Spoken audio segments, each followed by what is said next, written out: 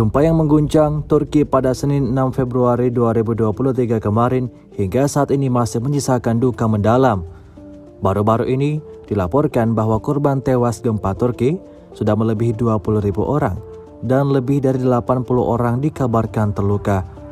Sementara itu proses pencarian korban-korban lainnya masih terus dilakukan.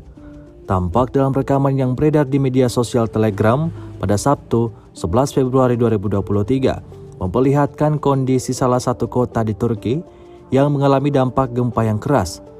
Dapat disaksikan kondisi kota porak-poranda.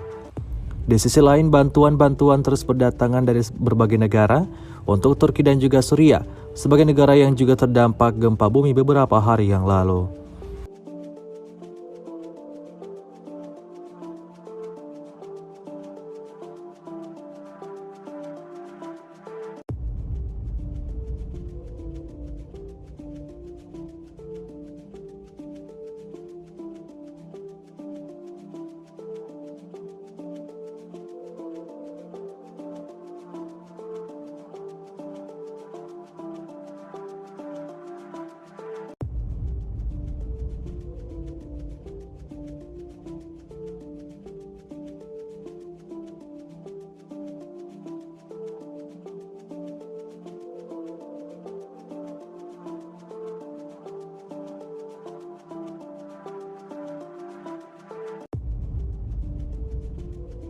Terima kasih sudah nonton.